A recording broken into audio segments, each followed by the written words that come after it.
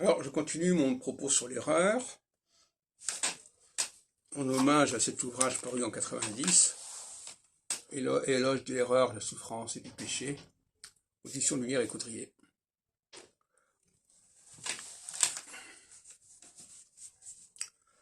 Donc, ma révolution, c'est de dire que le philosophe, que la recherche de la vérité,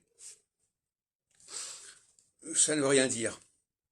Ce qui est important, c'est la recherche de l'erreur.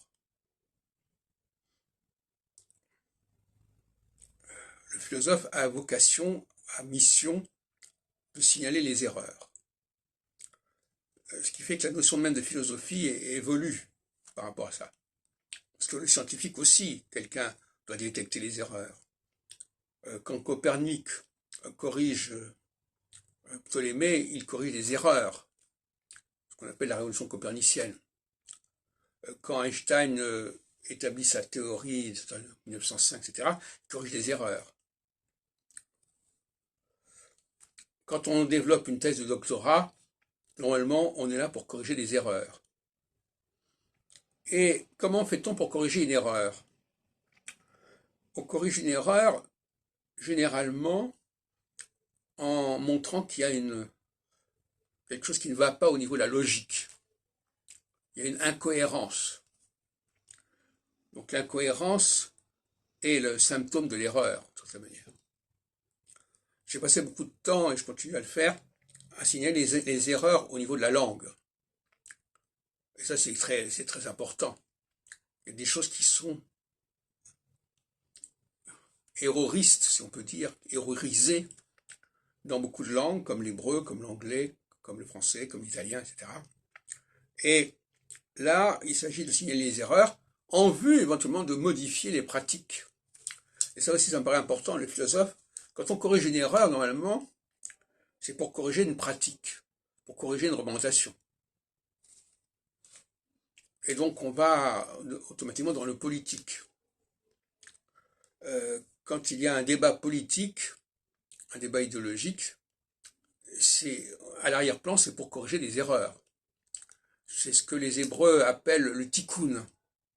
Le tikkun, notion kabbalistique, l'invocation du tikkun, c'est de corriger l'erreur.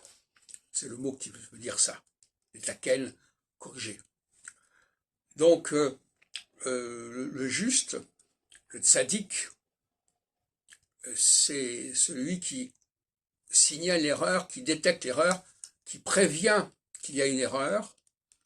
Et dans le dialogue autour de Sodome avec Abraham, le nombre de justes, c'est le nombre d'anticorps contre les erreurs.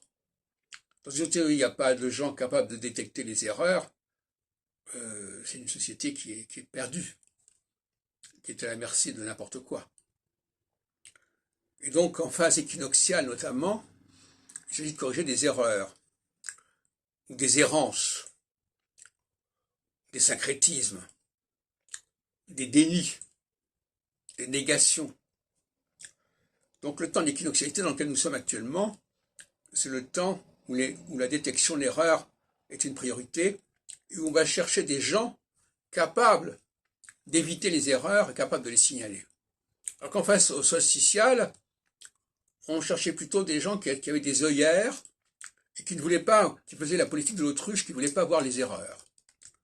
Au nom de l'idée qu'il fallait respecter une cohérence, une unité, une sacralité, etc., d'un auteur comme Moïse, comme Nostradamus, etc. Donc le philosophe doit être à l'affût de l'erreur, et c'est comme ça qu'il fait apparaître la vérité. Rechercher la vérité sans signaler l'erreur, c'est une gageure, c'est une impasse épistémologique.